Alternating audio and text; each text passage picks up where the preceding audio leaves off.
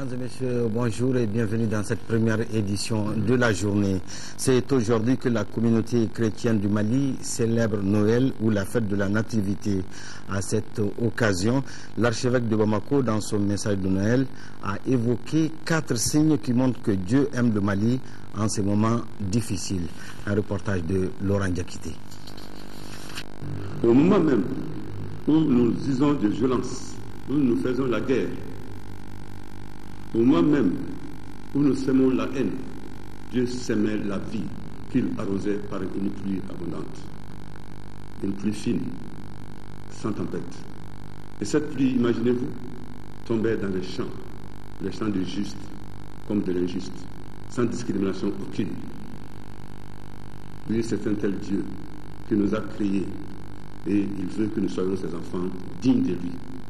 Le second signe que j'ai retenu et qui doit nous aider aujourd'hui à faire face à cette situation, je le trouve dans cette attitude des enfants dans les camps de réfugiés. J'ai visité, moi, 2 camps de réfugiés, un au Burkina et un ici. Ce qui m'a frappé, les parents étaient désemparés, découragés. Ils ne savaient pas ce qu'ils allaient devenir. Pendant ce temps, des enfants qui s'étaient retrouvés pour la première fois, une fois que les parents les avaient laissés, ils couraient, ils s'attrapaient, ils couraient partout, comme s'ils avaient toujours vécu là, comme pour dire, papa, maman, tout ça, ça va passer. Allez, c'est ça la vérité. Oui, cette simplicité des enfants, justement, c'est toi qui dois aussi, c'est le signe que Dieu nous donne pour nous faire croire que la situation dans laquelle nous sommes n'est pas irréversible. Rien n'est impossible à Dieu. Troisième signe sur lequel je voudrais attirer votre attention, c'est la solidarité. Oui. Si le Malien est un peuple solidaire, plus que jamais cette année aurait été une année de solidarité. Les gens ont ouvert leurs maisons à des frères qui nous ont rencontrés pour la première fois. Ils les ont hébergés, ils leur ont donné à boire, ils leur ont donné à manger, ils les ont soignés, ils leur ont donné un logis. C'est ça que Dieu attend de nous. J'ai eu faim, j'ai eu soif, j'étais étranger. Tu as fait quelque chose pour moi. Le 4e signe sur lequel je voudrais attirer votre attention, ce 4e signe, bien chers frères et sœurs, c'est la naissance de la vie. Dans les camps de réfugiés, oui, la vie a fleuri. Il y a eu des naissances dans les camps de réfugiés.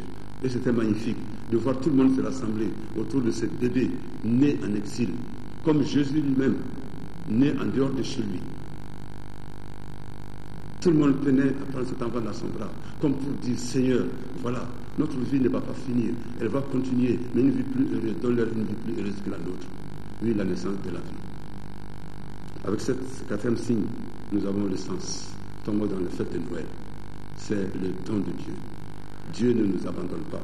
C'est pourquoi, malgré nos égoïsmes, malgré nos péchés, malgré nos violences, il a toujours rêvé de nous sauver. Il l'a fait par les prophètes. Il le fait en dernier recours, en nous envoyant son Fils. Quelle preuve d'amour pour chacun de nous. Pour nous dire, bien chers frères et sœurs, que dans cette situation difficile, où nous nous sentons abandonnés et des hommes, et de nous-mêmes, et de Dieu, Dieu nous aime. Il nous donne un enfant. Un enfant nous est né. Emmanuel est son nom. Ça veut dire Dieu avec nous. Un tout autre plan, le président de la République par intérim a reçu hier matin les vœux de nouvel an des familles fondatrices de Bamako, des autorités religieuses et du gouvernement. Dans les différents messages, l'accent a été surtout mis sur les 2 défis majeurs du moment, à savoir la reconquête des territoires du Nord et l'organisation des élections générales. Pour relever les défis, tous s'accordent sur la nécessité de se donner la main et de parler le même langage. Brahma Traoré. Présentation de vœux de nouvel an au président de la République, une tradition respectée à la lettre, mais l'événement se tient cette année dans un contexte de crise institutionnelle et sécuritaire. C'est donc normal que les interventions portent sur cette double préoccupation. Pour le porte-parole des familles fondatrices de Bamako, la situation du Nord perdure. Les populations souffrent, il faut vite agir. Agir ensemble pour sortir le Mali de la crise. Une unité d'action prônée également par le révérend pasteur Youssouf Damélé, porte-parole de la communauté protestante, pour qui l'État est venu de dépasser les aspirations partisanes et placer le Mali au-dessus de tout.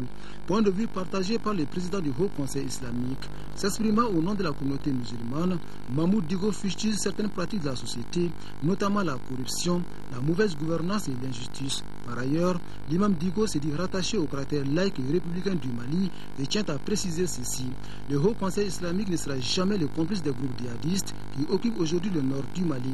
Quant à Monseigneur Zazerbo, archevêque de Bamako, il a attiré l'attention du président de la République par intérim sur l'impérieuse nécessité d'assurer la sécurité et la tranquillité des Maliens. Le porte-parole de la communauté catholique plaide aussi pour une réduction significative du chômage des jeunes.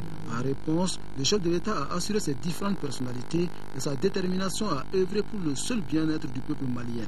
Soyez convaincus que je n'épargnerai aucun effort pour que nous puissions atteindre ces objectifs ensemble, dans la cohésion, la solidarité et l'unité nationale. Le recouvrement de l'intégrité territoriale demeure pour chaque citoyen un devoir patriotique. Toutes nos réflexions et toutes nos actions doivent tendre vers cet objectif. Après les familles fondatrices de Bamako et les autorités religieuses, le tour revient au gouvernement de présenter ses vœux de nouvel an au président de la République par intérim. Dans son adresse, le Premier ministre Django Sissoko a rappelé les priorités du moment, à savoir la restauration de l'unité territoriale du Mali et l'organisation des élections générales. Deux défis majeurs que le gouvernement entend relever dans une unité d'effort et une compréhension mutuelle. Monsieur le Président, les membres du gouvernement, par ma voix, affirme ici que sous votre autorité, ils constitueront un collège uni, soudé et solidaire. Ensemble, ils affronteront l'adversité. Ensemble, ils viendront à bout, Inch'Allah, de la tragédie qui ternit aujourd'hui l'image de notre grand peuple. Un engagement qui réjouit certainement le président de la République par intérim. Et le professeur Djankounda Traoré s'est dit convaincu d'une chose: pour gagner les paris de la reconquête du Nord, il faut une union sacrée des Maliens autour de l'armée. L'armée qui doit être bien formée et bien équipée, décide le chef de l'État. Nos efforts vont se concentrer sur la poursuite du renforcement des capacités de nos forces armées nationales et nos forces de défense et de sécurité, car ce seront elles, bien évidemment, la pierre angulaire de tout le processus. J'invite ici l'ensemble de nos compatriotes à faire une union sacrée autour de cette armée, désormais réconciliée avec elle-même, réarmée moralement et équipée à hauteur de souhaits et de missions. Le président de la République par intérim et ses invités se quittent donc dans l'espoir de se retrouver l'année prochaine dans un Mali réunifié, stable et plus démocratique. Oui, que Dieu le fasse. Des vœux d'autres institutions d'autorité indépendantes au président de la République par intérim, c'était hier après-midi. Tous sont assurés de leur disponibilité dans la résolution de la crise. Le résumé de la cérémonie avec Modibo Mariko. Un territoire occupé aux 2/3 et les changements à la tête de l'État au même moment. Décidément, l'ombre de la double crise institutionnelle et sécuritaire aura plané sur la présentation des vœux cette année à Koulouba. Dans les discours des représentants d'institutions et autorités indépendantes, on y trouvait une analyse sans complaisance de la situation que tout le monde qualifiait de grave et préoccupante, en ce sens qu'elle a brisé les tissus sociaux et plongé notre pays dans une récession économique sans précédent. Cependant, reconnaissent les intervenants, notre pays doit trouver en son sein les ressources pour mieux y rebondir. La recette pour cela est toute trouvée. Il faut déjà mettre de côté nos divergences et retrouver ensemble l'unité d'action en vue de faire face aux objectifs de la transition. Je suis très heureux de constater que chacun de vous, à son niveau de responsabilité, mesure avec justesse les enjeux de la présente crise dont la solution s'est définie en 2 points. Reconquérir les régions du Nord, tombées sous le joug des terroristes, des narcotrafiquants par tous les moyens, y compris les moyens militaires. Organiser des élections transparentes, justes et crédibles. Je sais. Et il n'est pas permis de douter là-dessus que je peux compter sur votre soutien et votre accompagnement. Tout comme le Mali peut compter sur le soutien indéfectible de la communauté internationale. L'Assemblée nationale, face à la crise, a engagé une diplomatie active qui a eu pour cible les parlements européens, belges et panafricains. La Cour suprême condamne fermement l'occupation de notre territoire ainsi que les violations à l'égard des populations.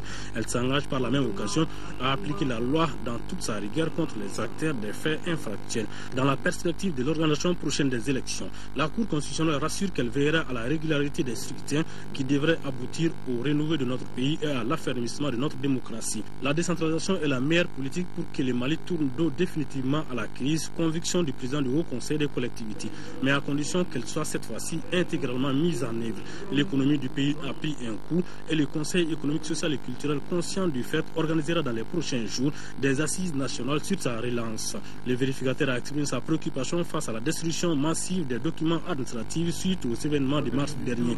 Au même moment, le bureau du médiateur renouvelle son engagement à jouer son rôle de recours du citoyen et de conseiller pour l'administration aujourd'hui plus que jamais. Le chef d'état-major général des armées, au nom des forces armées et de sécurité, les directeurs de services centraux ont tous souhaité des vœux de bonheur pour l'année 2013. La crise et le réarmement moral des forces armées et de sécurité ont été évoqués. Mahamadou Doumbia. Pour cette fin d'année 2012, le chef d'état-major général des armées a présenté au nom des forces armées et de sécurité les vœux de bonheur et de prospérité pour l'année 2013 au président de la République par intérim John Kounda Traoré. Depuis le 17 janvier 2012, notre pays vit des moments douloureux à cause de l'occupation de 3 régions du Nord par des bandits armés et des narcotrafiquants. Malgré l'humiliation que lui a imposée son bas niveau de préparation opérationnelle, l'armée malienne a trouvé la force morale nécessaire pour éviter la débâcle, en réarticulant son dispositif et en organisant une ligne de défense. Vous comprendrez bien, après ces épreuves et face aux drames que vivent au quotidien les populations, que nous avons la vocation de protéger, nos nuits sont désormais longues. En dépit de toutes les difficultés rencontrées, notre armée reste debout et attend le signal pour reconquérir nos 3 régions occupées. Je réponds solennellement au nom de tous les compagnons d'armes. L'armée malienne est bien debout, les hommes aussi. Ils sont là, sur les lignes de défense, sur les arrières, et attendent impatiemment le moment propice et les ordres légaux pour aller à la reconquête de notre territoire et redonner à nos populations leur dignité et leur honneur bafoués.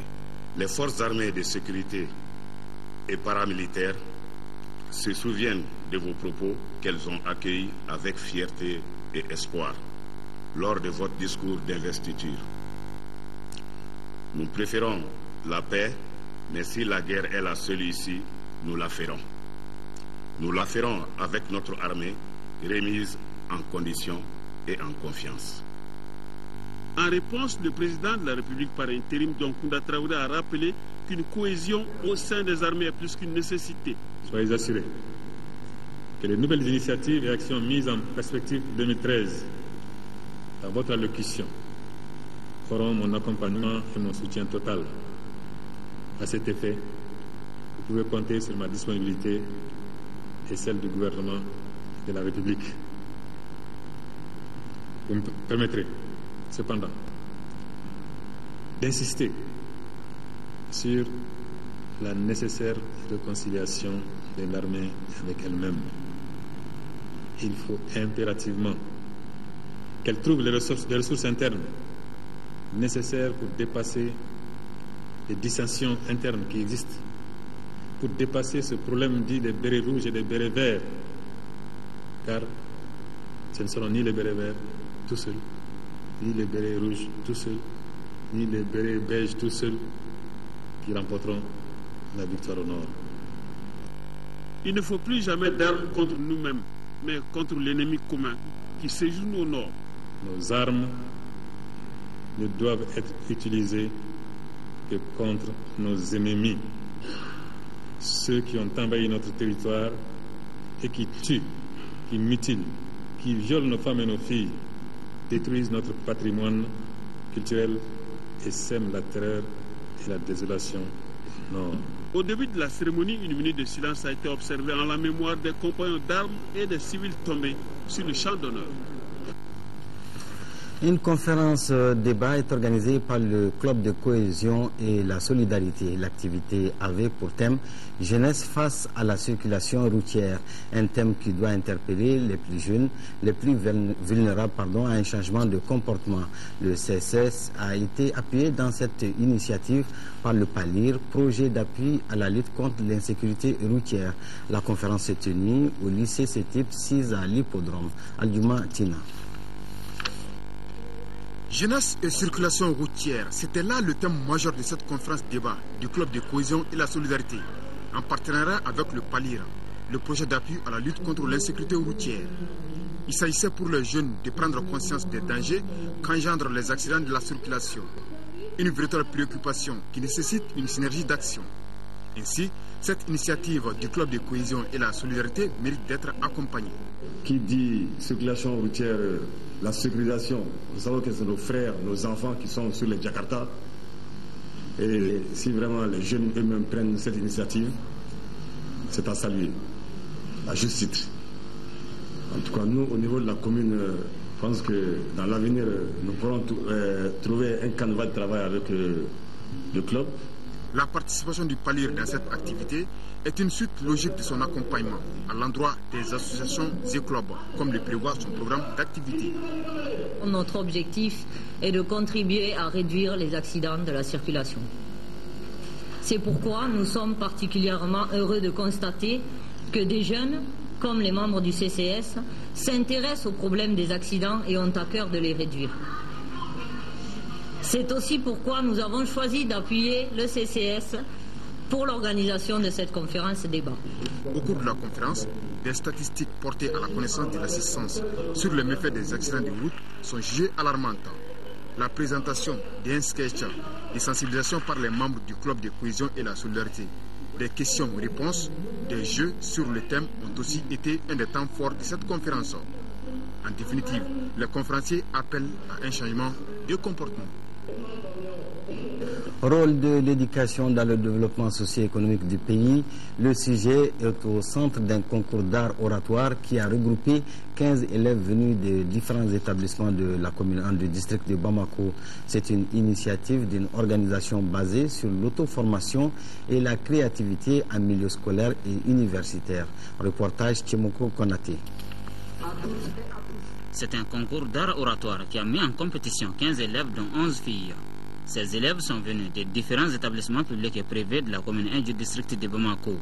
La compétition dont il s'agit fait suite à un exercice de renforcement des capacités des participants en technique d'expression. Les messages véhiculés portent sur le thème « Rôle de l'éducation dans le développement socio-économique du pays ». C'est une formation qui contribue au renforcement des capacités scolaires et universitaires du Mali dans le domaine de la parole, puisque pourquoi aujourd'hui les élèves ne parviennent pas à s'exprimer librement en français, et donc raison pour laquelle nous avons organisé ces formations pour aider les élèves à pouvoir améliorer leur manière de parler. Il s'agit pour les organisateurs d'accompagner les autorités scolaires dans la culture de l'excellence tant prônée par les pouvoirs publics. Auparavant, des prix d'encouragement ont été décernés aux lauréates de la dernière édition. La Croix-Rouge malienne vient de tenir à l'Hyper-Ifra de Katibougou une rencontre de travail avec ses volontaires venus de tous les pays. L'objectif était de renforcer et d'améliorer les capacités des branches locales de la Croix-Rouge malienne sur le rétablissement des liens familiaux. La rencontre a été organisée avec la collaboration du Comité international de la Croix-Rouge. Reportage Adama Traoré. Face à l'occupation des régions nord du Mali avec ses troubles socio-économiques, de confusion et d'inquiétude, la Croix-Rouge malienne a initié cette rencontre d'échange avec ses volontaires sur le rétablissement des liens familiaux. Une occasion de mettre en relief le rôle des volontaires sur le terrain. Il s'agit de la connaissance de la communauté, la gestion de l'information lors des interventions, entre autres. Nous avons partagé les outils de la Croix-Rouge en matière de rétablissement des liens familiaux, mais nous les avons invités également, surtout avec un module qu'on appelle Accès plus sûr, parce qu'il est bon de porter secours aux gens, mais il est bon aussi de garder sa sérénité, de rester dans les règles de l'art, de respecter non seulement d'autres personnes, aux intervenants qui sont sur le terrain. Ces échanges contribueront sans nul doute à renforcer la capacité de la quarantaine de participants venus de l'ensemble des différentes régions du pays et du district de Bamako. Chers volontaires de la Croix-Rouge malienne, cheville ouvrière de notre mouvement, votre mission est capitale. Vous devez et vous demeurez toujours convaincus que vous sauverez des vies. Vous devez répondre présent partout, n'importe quand et n'importe comment. La cérémonie a pris fin sur une bonne note d'ambiance avec la ferme conviction des volontaires de la Croix-Rouge malienne de poursuivre la mise en œuvre correcte des connaissances acquises durant ces 5 jours d'apprentissage. Des soins ophtalmologiques gratuits pour les plus démunis de Sikasso, l'œuvre humanitaire et l'initiative du Lions Club de Sikasso en partenariat avec Esculap. L'opération a permis à une centaine de personnes âgées de bénéficier de la prise en charge gratuite de l'opération de la cataracte. Daouda Diakiti. Activité humanitaire de chirurgie de la cataracte initiée par le Lions Club Sikasso Demain en partenariat avec Esculap avait pour but de venir en aide aux plus démunis, notamment les personnes âgées. L'opération qui a duré 10 jours a permis à une centaine de personnes du 3e âge de bénéficier de la prise en charge gratuite du traitement de leur maladie. Nous avons été appuyés par Esculap qui a mis à notre disposition des kits avec des implants pour l'intervention, donc notamment 65 kits pour une valeur de $2000. Nous avons fait un investissement de 1 060 000 francs CFA, donc pour pouvoir contribuer à l'intervention de 65 personnes avec la prise en charge totale. Première cause de cécité en Afrique, la cataracte est une pathologie oculaire qui entraîne la baisse progressive de l'acuité visuelle chez le patient. Le message, c'est de ne plus avoir peur de la chirurgie de la cataracte. Et c'est une chirurgie bien codifiée qui donne de très bons résultats. Donc il n'y a aucun risque. Les risques, c'est un minime par rapport aux bénéfices. Un ouf de soulagement pour les bénéficiaires qui, en temps normal, pour le traitement, devraient débourser près de 50 000 francs CFA. Nous sommes très satisfaits de l'intervention de notre maladie, surtout le geste des Lions Club, et ensuite la disponibilité du personnel de l'ophtalmologie. Rappelons que le Lions Club Sikasso Demain est une association à but non lucratif pour venir en aide aux plus démunis et donner espoir à ceux qui n'en ont pas. Santé toujours, les dangers auxquels les enfants sont exposés en milieu rural sont nombreux. Aux distances entre localités et les centres de santé s'ajoutent les mauvaises habitudes des parents qui traînent avant de conduire leurs enfants au centre de santé le plus proche. Notre équipe de reportage sur les soins essentiels dans la communauté ont vu une patiente arriver chez l'agent de santé communautaire de Sogora dans le cercle de Bankas. Suivez ce constat pathétique. Envoyés spéciaux, Idrissa Traoré et Tchessira Dambélé.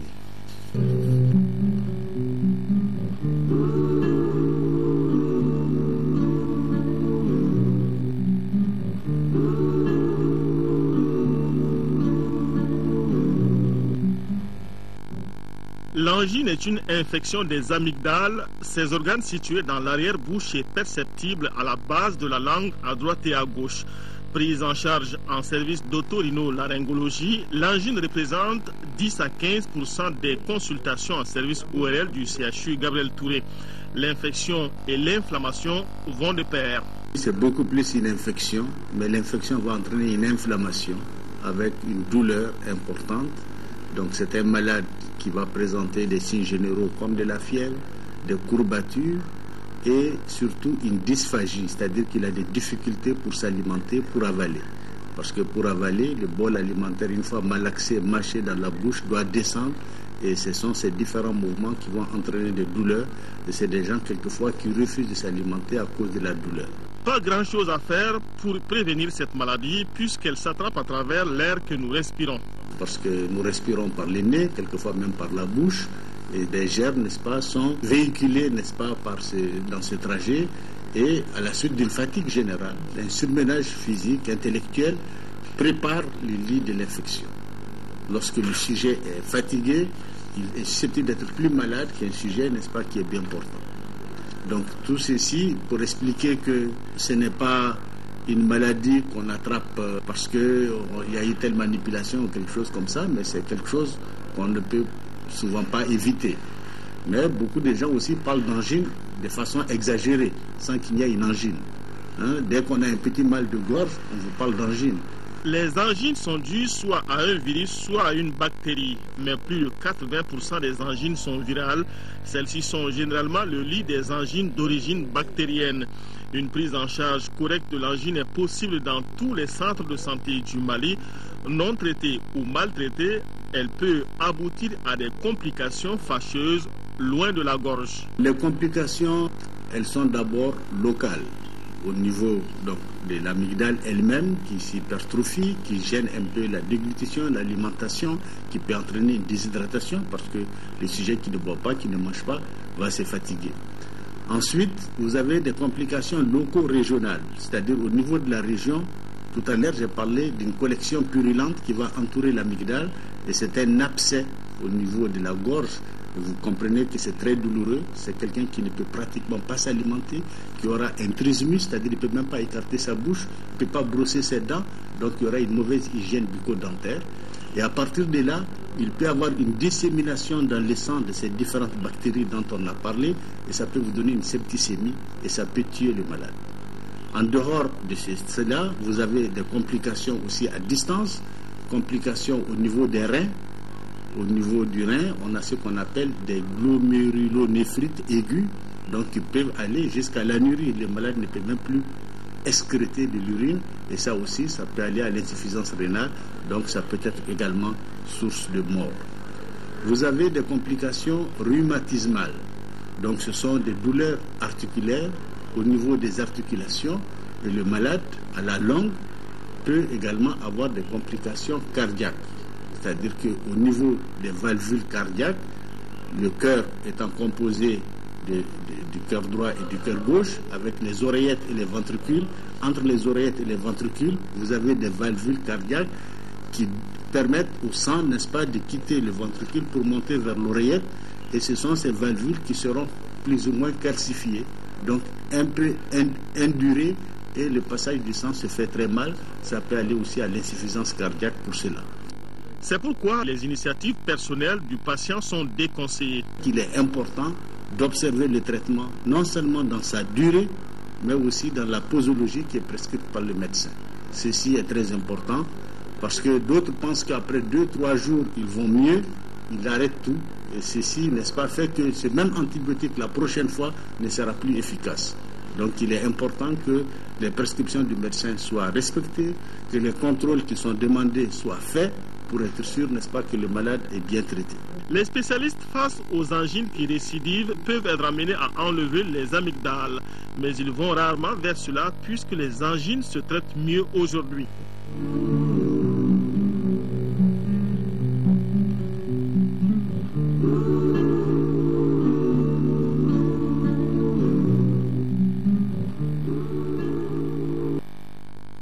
Oui, vous avez bien compris, c'était là donc Focus Santé, un magazine réalisé par Tchessira Emmanuel Dambélé sur l'angine et ses conséquences. Fin de cette édition, merci de votre aimable attention. Prochain rendez-vous d'info, 20h avec Aoui Touré. Bonne fête de Noël à toute la communauté chrétienne et une pensée profonde pour nos compatriotes du Nord et que Dieu bénisse le Mali.